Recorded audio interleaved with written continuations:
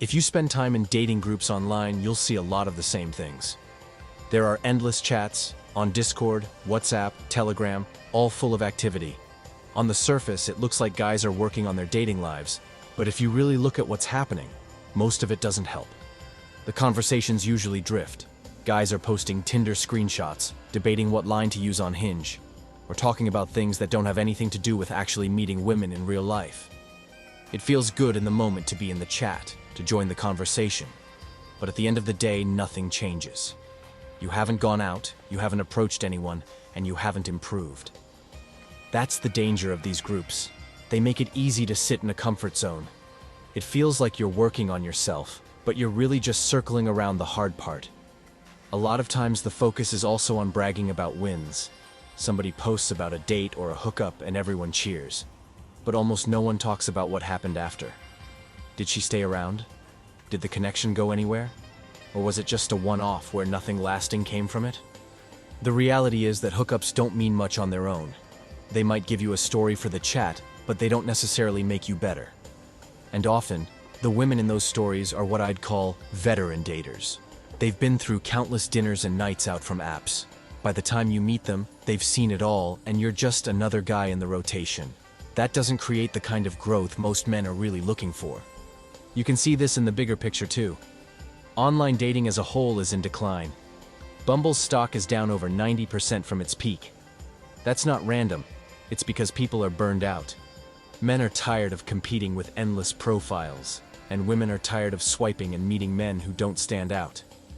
A lot of women who still use apps are only interested in dinners, drinks, or something very transactional. There's no freshness in it anymore. That's why cold approach matters more than ever. When you approach someone in real life, you cut through all of that. You're not competing with 100 guys in her inbox. You're not dealing with someone who's swiping out of boredom. You're simply talking to a person in the moment, and that feels different for both of you. This is why a cold approach only group chat is so important. It removes all the noise and puts the focus on the one thing that matters. Did you go out and approach? Not did you swipe? Not did you screenshot a funny reply? But did you actually put yourself out there today? Let me give you an analogy. Imagine a gym where nobody lifts weights. Everyone is talking about supplements, trading workout plans, and posting pictures of athletes. But nobody ever picks up a dumbbell. That's what most dating chats are like. A cold approach group is the opposite. It's a gym where the only rule is that you have to lift. It doesn't matter how heavy, it doesn't matter how polished, but you've got to put in the reps. Here's another one. Think about learning to swim. You can read books about technique, you can watch videos, you can even practice breathing on land. But until you get in the water, you don't know how to swim. Most groups keep you on the shore. A cold approach group is like being pushed into the pool.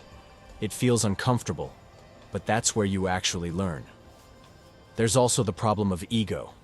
In most groups, the conversations are fueled by ego. Men want to show off. They want to post wins. They want to be the guy with the best story. But that's not real growth. Growth comes from consistency, from showing up, from being honest about the times it didn't work out. A humble group is different. It doesn't celebrate shallow wins, it celebrates effort. It values the guy who went out and got nothing more than the guy who brags about a hookup that didn't last. Les Brown once said, "Too many of us are not living our dreams because we are living our fears." That's what happens when you sit in online groups that don't push you. You stay safe, but nothing changes. Jim Rohn talked about the law of averages.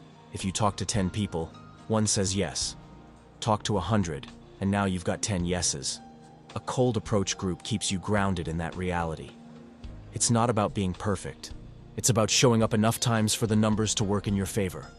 James Baldwin wrote, "Not everything that is faced can be changed, but nothing can be changed until it is faced." That's what a cold approach group is about. You may not be able to control every outcome, but by facing the challenge, you change yourself. So when you look at the options, the choice is clear. You can sit in groups full of screenshots, side chatter, and ego and stay where you are. Or you can join a group that keeps you honest, that reminds you daily of the only question that matters. Did you go out and put in the work? Cold approach is more important now than ever because online dating has hit a wall. The apps are burned out, the energy is transactional, and the women you meet there are often jaded from the process. But in real life, the playing field is fresh. And if you want to stay consistent, the best way to do it is with men who are doing the same thing. That's what a cold approach only group offers. Not ego, not distraction, but accountability.